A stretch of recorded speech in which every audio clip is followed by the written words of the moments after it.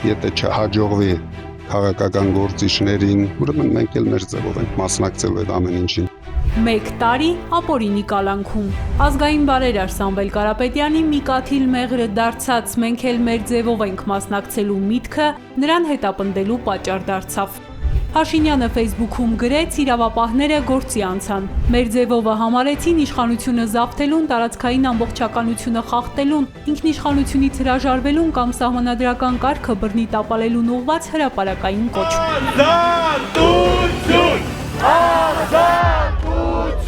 Երկու բառից սկսված ապօրինի հետապնդումը կարճ ժամանակում ընդդիմադիր ամենամեծ բևեռը ձևավորելու հիմք դարձավ։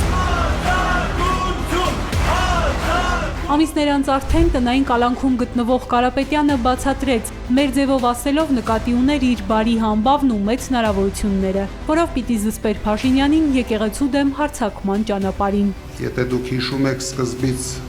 քաղաքական կուսակցության հայտ չներկայացրեցի, քանի որ հնարավորություն տվեցի իրենց խելքի գալու։ Սկզբում մեր ձևովը հասարակական շարժում դարձավ։ Հայ ազգը ձև ունի։ Մնում է բոլորին ցույց տալ մեր ձևը։ Մեծ թափ հավաքելով ամիսներ անց ծնվեց Ուժեղ Հայաստան կուսակցությունը։ Մեր կուսակցության վարչապետի տեխնացուն պարոն Կարապետյան, Սամվել Կարապետյան։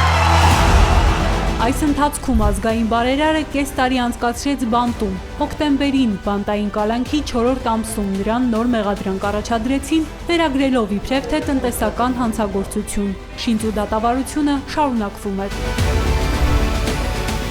Բանտայինից տնային կալանքի Սամվել Կարապետյանն անցավ նախորդ տարեվերջին 4 միլիարդ աննախադեպ գրավով։ Գրեթե 6 ամիս արդեն Սամվել Կարապետյանը տնային կալանքում է։ Վերջին անգամ ապրիլի 17-ին նրա տնային կալանքը 3 ամսով երկարաձգեցին, այսպիսով զրկելով Ուժեղ Հայաստան կուսակցության վարչապետի տեխնացուին ազատության մեջ քարոզարշավին մասնակցելու հնարավորությունից։ Չնայած սրան, մեծ թվով մարդիկ իրենց քվեով վստահություն հայտնեցին Սամվել Կարապետյանին ու Ուժեղ Հայաստանին։ Ապօրինի կալանքը կձգվի թե ոչ, հարցը կքննվի 1 ամիս անց։